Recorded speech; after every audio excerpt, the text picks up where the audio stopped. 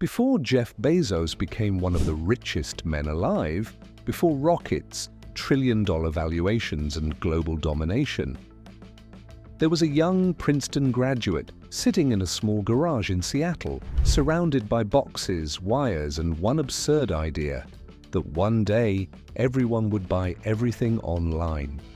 Back then, it sounded insane, but Bezos didn't care. He wasn't chasing comfort, he was chasing scale. This is the story of how a Wall Street dropout built Amazon from a $10,000 gamble into a company worth more than the GDP of most countries.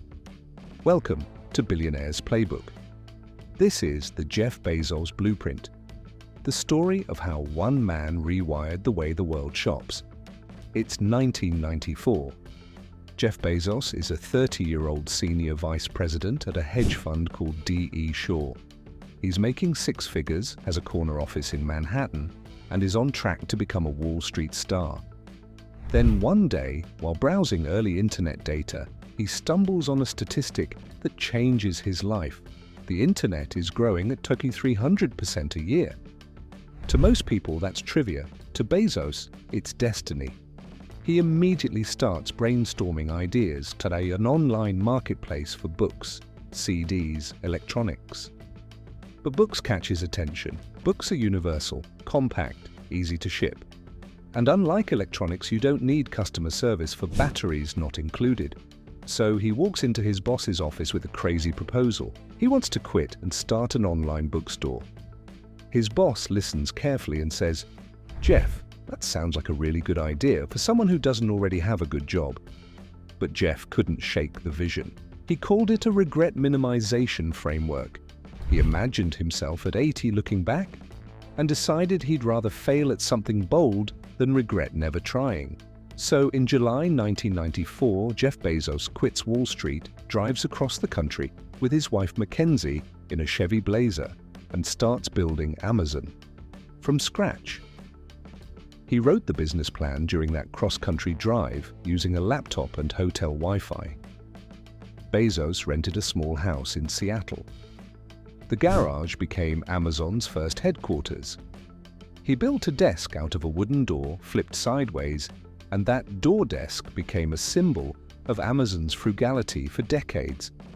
He hired 2 employees, borrowed $10,000 from his parents, money they thought they'd never see again, and started coding. The company name? At first, he wanted to call it Cadabra, but when a lawyer misheard it as cadaver, Bezos knew he needed something else. He flipped through a dictionary until he found Amazon, the largest river in the world. He wanted his company to be the largest bookstore in the world.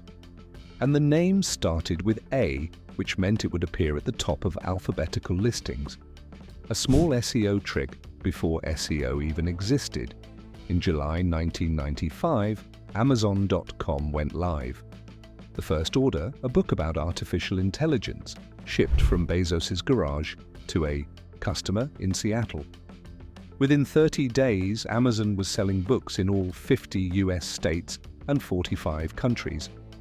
From the beginning, Bezos's philosophy was radical. He didn't care about profit, only growth. While traditional CEOs focused on earnings, Bezos focused on market share. He'd tell investors, "We're willing to be misunderstood for long periods of time." And misunderstood they were. Wall Street mocked Amazon as Amazon.bomb. Analysts said, "Nobody will buy books online." But Jeff didn't flinch. He kept reinvesting every penny into faster shipping, better technology, and lower prices. He understood something others didn't. Customer obsession beats competition every time. Bezos banned PowerPoints in meetings. Instead, he made executives write 6-page narrative memos because storytelling forces clarity. By 1997, Amazon went public. In his first shareholder letter, Bezos wrote, "This is day one for the internet. If we execute well, it will always be day one for Amazon." That day one mindset became Amazon's religion. To this day, Bezos warns against the day two mindset, complacency, bureaucracy, and decline. By the early 2000s, Amazon wasn't just selling books anymore. Bezos wanted everything under one digital roof. He expanded into electronics, toys, and even groceries. Critics said he was spreading too thin. But Bezos had a master plan to become the infrastructure of online shopping. Then came the two most brilliant decisions of his career. 1. Amazon Prime launched in 2005. It promised free 2-day shipping for $79 a year. Investors thought it would bankrupt the company. Instead, it created a loyalty machine. Prime members spent twice as much as non-members. It wasn't just shipping, it was psychology. Once you paid for Prime, you wanted to justify it. Today, Prime has over 200 million subscribers, generating tens of billions annually. 2. Amazon Web Services, AWS. Here's where Bezos' foresight turned legendary.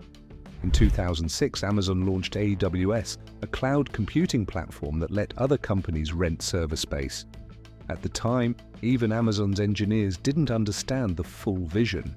But Bezos knew that every startup in the world would eventually need servers, and not everyone could build their own. Today, AWS powers companies like Netflix, Airbnb, and even the US government. And here's the kicker. AWS now earns more profit than Amazon's entire retail business. Bezos originally called it Amazon Infrastructure Services, but changed it because it didn't sound cool enough. The 2000.com crash nearly killed Amazon. Its stock dropped from $107 to just $6. Bezos faced relentless pressure to cut staff, stop expanding, and start showing profits. But he refused. Instead, he doubled down. He told his team, "Be afraid of your customers, not your competitors."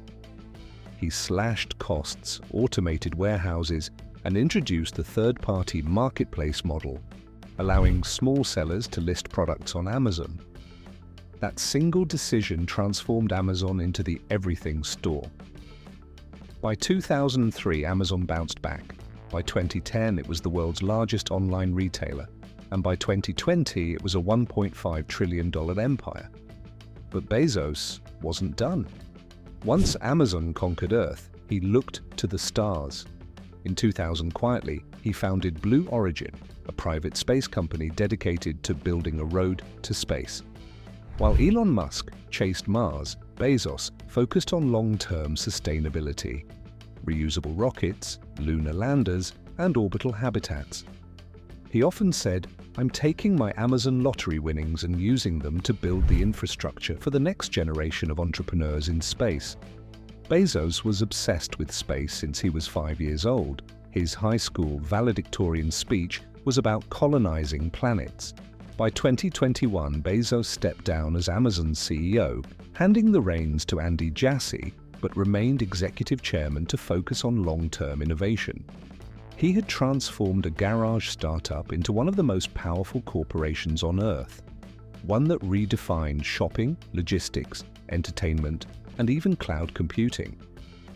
Jeff Bezos isn't just a businessman, he's an architect of systems built to last beyond him. His guiding principles became mantras for entrepreneurs worldwide. Focus on the customer, not the competition. Embrace failure. It's a stepping stone to innovation. Make bold bets, but back them with data. Stay in day one mode, always hungry, never satisfied. As Bezos once said, if you double the number of experiments you do each year, you're going to double your inventiveness.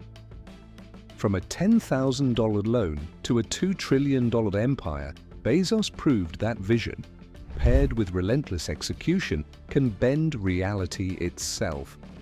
Whether you admire him or criticize him, you can't deny it.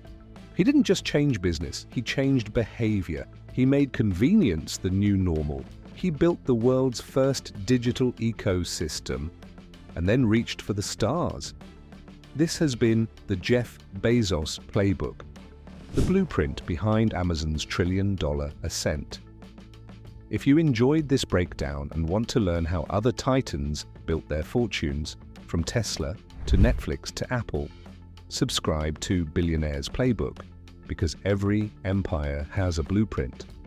and we're here to decode it.